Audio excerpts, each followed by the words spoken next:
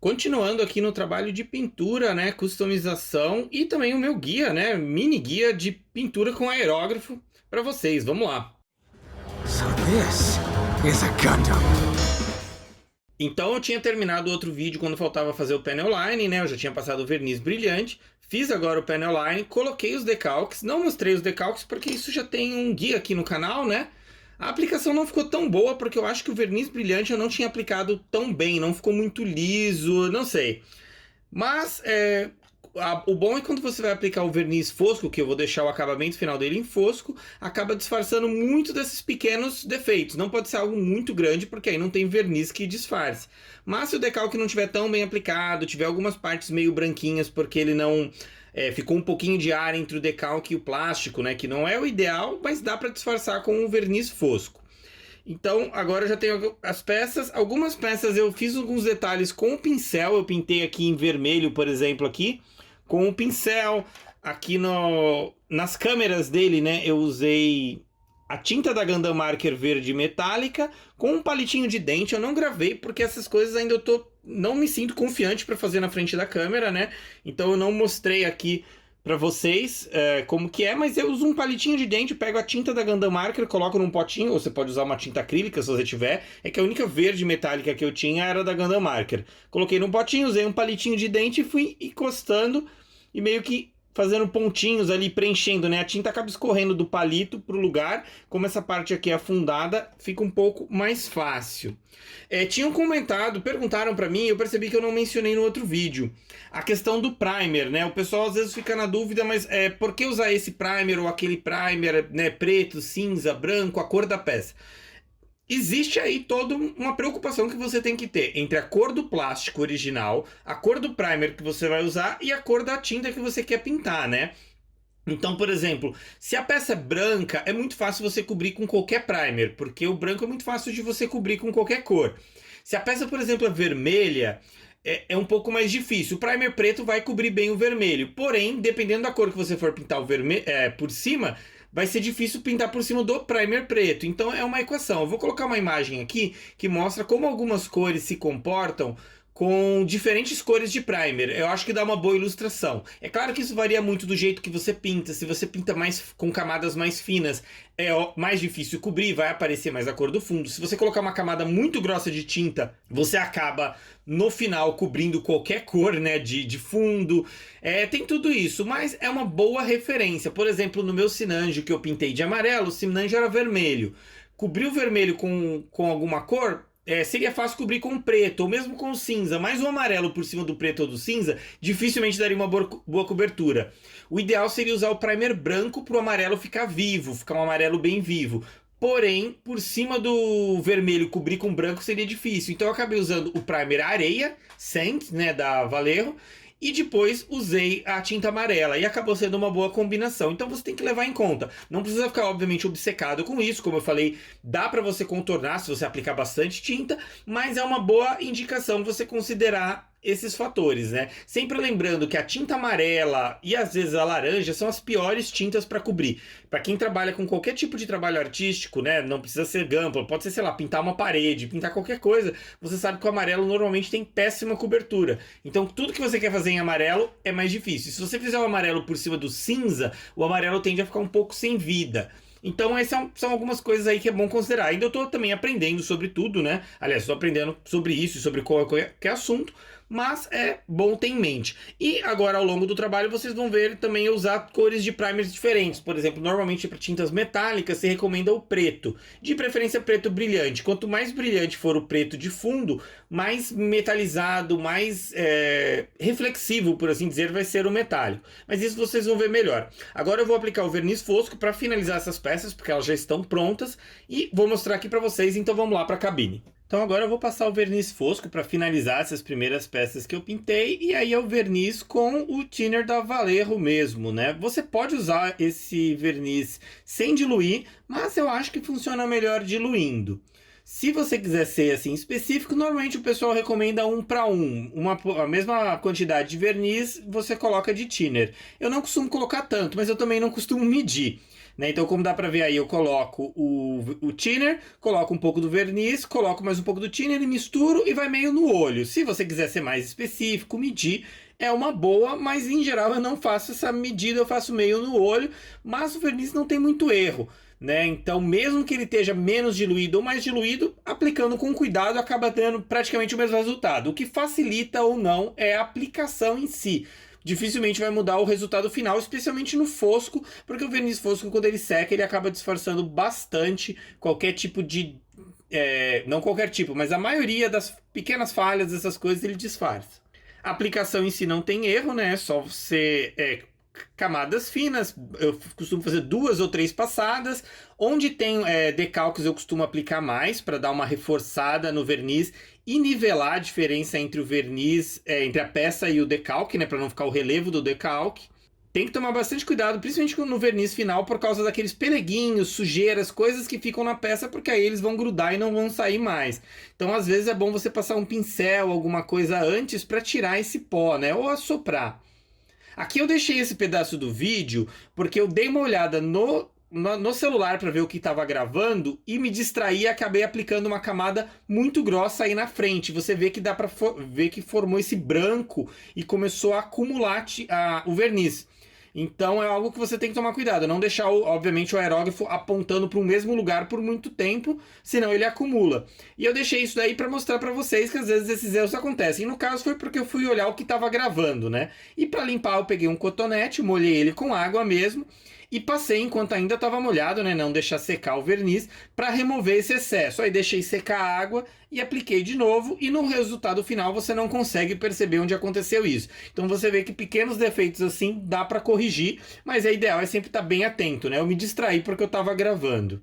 E deixei essa parte até para ficar como exemplo. De resto, é só ir aplicando com cuidado. Como eu falei, eu costumo passar mais verniz onde tem o decalque, que é para nivelar bem e não ficar a borda do decalque, a parte mais alta do decalque aparecendo. Eu costumo reparar muito isso quando eu vejo o trabalho dos outros, no Instagram, no YouTube. Eu costumo reparar se o decalque está bem disfarçado na peça.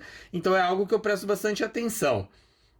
E o verniz fosco, como eu falei, é difícil você errar. Então, mesmo se você aplicar bastante, dificilmente vai ficar ruim. Né? Você pode passar várias camadas, não tem muito problema, desde que não acumule muito e não forme relevo do próprio verniz, porque quando ele seca, ele disfarça bem esses pequenos defeitos. Agora eu cheguei nas partes do inner frame, né? Então eu vou usar agora o primer preto, porque em geral o pessoal recomenda o primer preto como fundo para tintas metálicas, né? Embora eu vou usar verniz fosco por cima do metálico, ainda assim é legal deixar um certo destaque da cor metálica.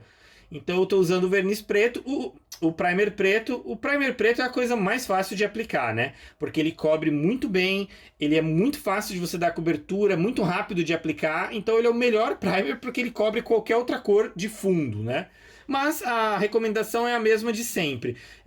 Uma primeira passada mais ou menos leve e depois você passa reforçando até dar a cobertura.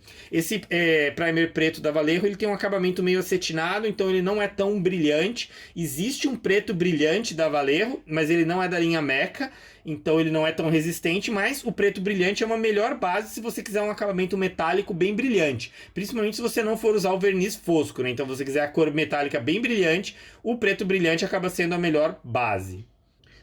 Nesses canhões que ele tem, né, em cima do ombro, eu fiz mais ou menos uma remoção de simline, não ficou um trabalho tão bem feito, mas eu também não quis ter que voltar a passar mais pure ou usar super bonder que eu costumo usar para cobrir isso e lixar de novo, então eu resolvi deixar assim mesmo, tá?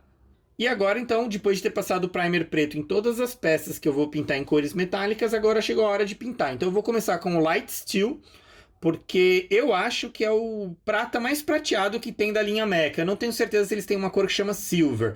No passado também eu já usei aquela Metal Color da própria Vallejo, que são tintas menos resistentes, mas são tintas mais metalizadas. Ela tem uma cor que chama Chrome, que não é bem cromado, mas é um prata bem brilhante, bem legal. Dá pra ver em outros vídeos eu usando essa tinta. Mas aqui eu resolvi usar essa Light Silver, né? Mas aqui eu resolvi usar essa Light Steel.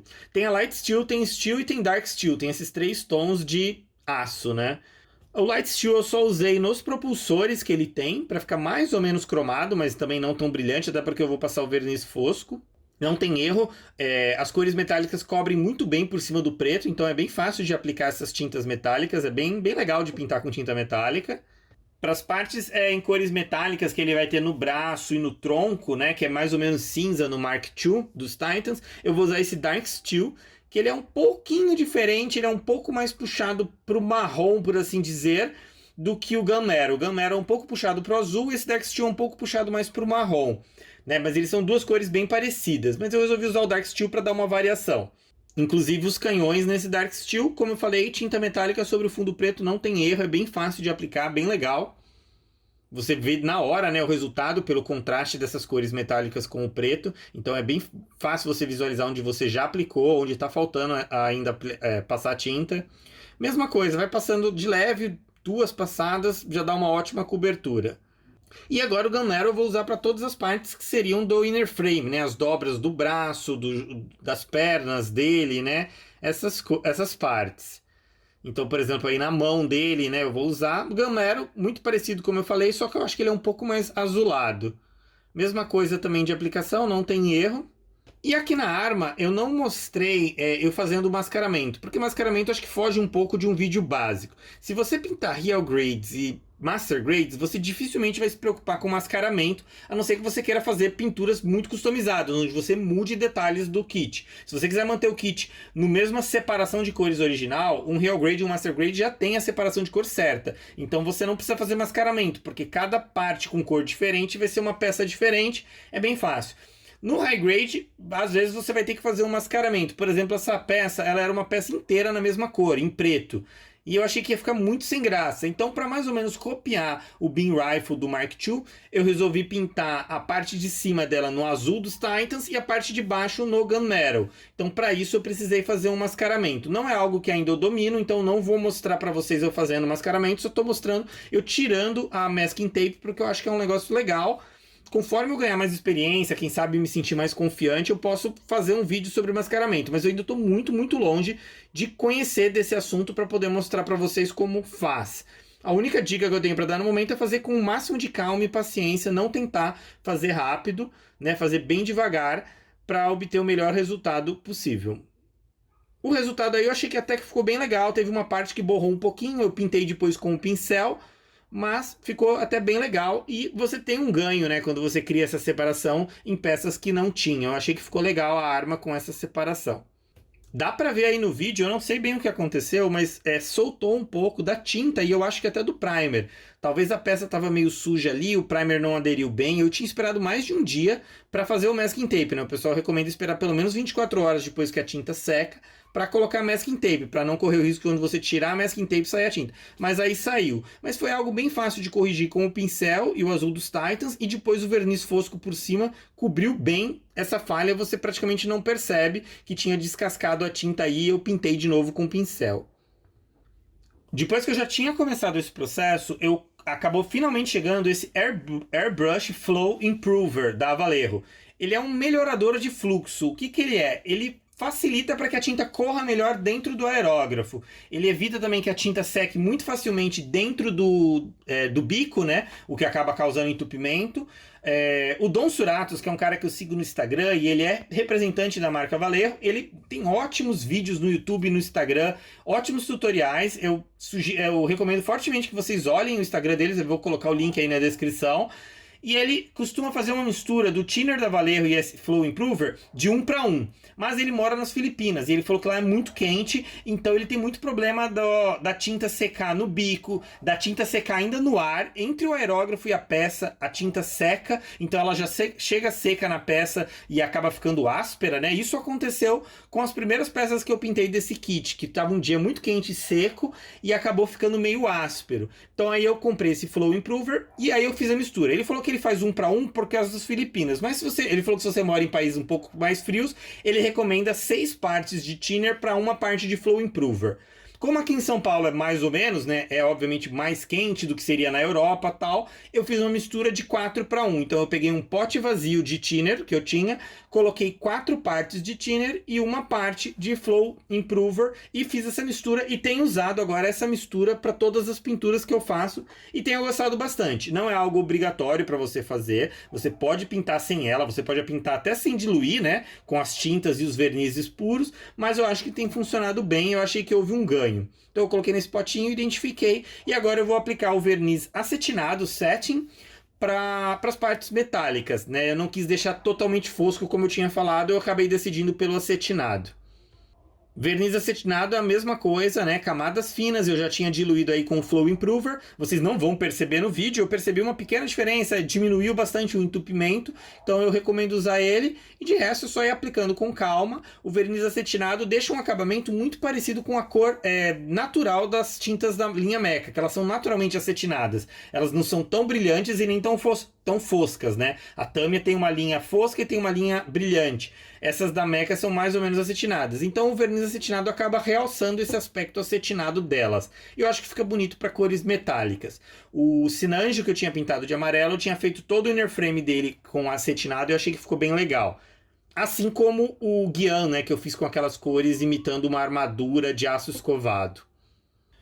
Para as partes em vermelho e amarelo, eu resolvi usar o primer cor de areia, né? O Sand Primer, que ele é um primer bem legal para cores mais quentes assim. Dizem também que ele é muito bom se você for pintar cor de pele. Então, se você for pintar aqueles kits de meninas, essas coisas, dizem que ele dá uma boa base para pintar em tom de pele. Eu já tinha usado ele no meu Sinanjo, né? Porque o Sinanjo era vermelho, eu ia pintar de amarelo e eu usei esse primer Sand, que é cor de areia. E com o Flow Improver também, sempre mais ou menos 1:1, embora eu acho que eu acabo colocando um pouco menos do que 1:1. Então aí aquela partezinha vermelha que ele tem na testa, né? Passei esse primer. Como eu vou pintar de vermelho, eu não preciso que o primer cubra totalmente o vermelho de fundo, porque não vai fazer tanta diferença. Então é só para deixar o plástico mais propício para a tinta aderir. Não precisa passar até ficar totalmente cor de areia mesmo, porque eu não preciso cobrir o fundo aí. Eu usei a tinta, o vermelho puro da Vallejo. Poderia fazer alguma mistura, mas eu achei que o vermelho puro ficaria legal. Também não tem erro, né? Sobre esse primer cor de areia, o vermelho puro cobre super bem. O vermelho é uma tinta que cobre muito bem qualquer outra cor, né? Então foi bem tranquilo de usar. Eu mascarei a parte dos olhos, porque só para deixar aquela parte vermelha do queixo dele, né? Que é a única parte vermelha, os olhos eu ia pintar a parte. E as partes em amarelo, que eu tinha passado verniz areia, eu pintei com um amarelo puro. Poderia colocar um pouquinho de vermelho para ficar meio alaranjado, mas eu achei que o amarelo puro, como eu já tinha usado naquelas detalhes da perna, eu resolvi manter o mesmo padrão. Então por cima, essa parte, por exemplo, ela era cinza, então eu passei o primer areia e agora pintei de amarelo.